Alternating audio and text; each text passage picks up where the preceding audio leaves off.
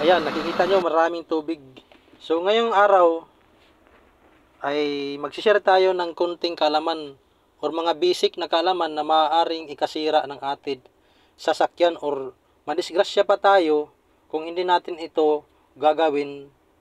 Kung halimbawa mayroon tayong sariling sasakyan na mga heavy equipment or tayo ay isang nagtatrabaho sa isang kumpanya. So, yung iba kasi hindi sila nag-aral ng tinatawag na DDC or safety about sa sasakyan or kung paano mag perform ng blue bags. So, yung iba kasi kurso-kurso lang basta maka-apply at matanggap, yun na yun. So, minsan din alam natin pero binabaliwala natin kasi basic lang naman kaya hindi natin binibigyan ng pansin. Pero mga bossing, itong mga ayan na hinahawakan ko, napakalaking tulong niyan mga bossing sa atin pag mamaniho. Kasi pag yan mga bossing ay nagmalfunction, pag yan mga bossing ay hindi natin ginagawa yung daily routine araw-araw before tayo magbiyahe, maaari tayong madisgrasya mga bossing. Kaya advice ko sa inyo, kahit basic ito mga bossing, huwag nyo itong babaliwalain. Kasi ang mga epekto nito mga bossing, pag halimbawa hindi nyo ito ginawa, ay maaaring maapektuhan ng inyong brake. Kasi ang laman kasi yan mga bossing, hangin. Ngayon kung ang hangin, marami ng tubig sa tangke, instead na hangin yung laman yan, tubig na yung magiging laman yan. Alam naman natin na ang hangin pag nagko-compress yan ay nagiging liquid or tubig.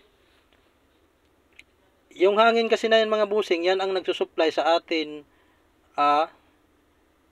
brake, clutch, maxi, air suspension. So lahat yan sinusupplyan ng hangin. Ngayon kung napuno yan ng tubig, so paano na lang natin mapipigilan or baka pumasok yan doon sa copper tube. Kagaya niyan mga bossing, pag walang hangin yan matigas. Itong brake natin din pag walang hangin hindi siya kakagat. Ayan. Kasi pinapagana yan ng hangin. Ngayon itong atin maxi tsaka cambio ay nakadepende rin yan sa hangin mga bossing. Ayan. Pag kulang sa hangin ay matigas yan i-cambio. Ayan, pati yung atin maxi.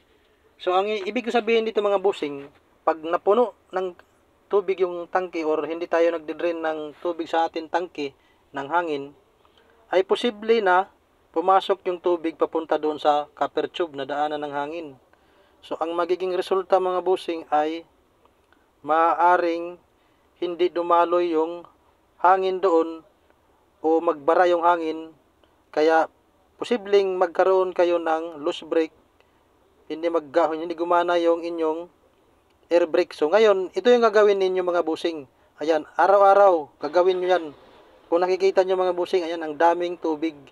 So pag hindi nyo ginawa yan mga bossing, kung isang linggo puno yung tangke ninyo, madisgrasya pa kayo mga bossing. So nakikita nyo, ang daming tubig na lumalabas. So hihilahin nyo lang yan, parang sa pin ng granada, hihilahin nyo lang para lumabas yung tubig sa tangke.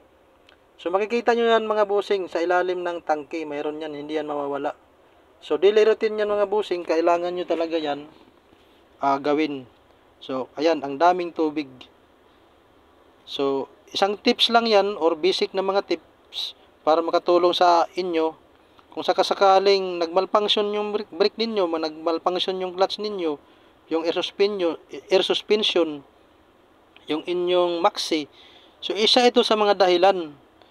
So i-check nyo dito, baka puno na yung tangke ninyo ng tubig, instead na hangin yung laman yan. So maraming salamat sa panonood mga bossing. Kung hindi pa kayo nakaka-subscribe sa atin channel, ay paki-subscribe na lang. Paki-share na rin para doon sa mga ibang wala pang masyadong knowledge about sa ganitong pamamaraan ng pag-check ng sasakyan. At paki-pindot na rin ng notification bell para sa susunod na mga upload ko ay ma-notified kayo. So yun lang mga bossing, maraming salamat sa inyo.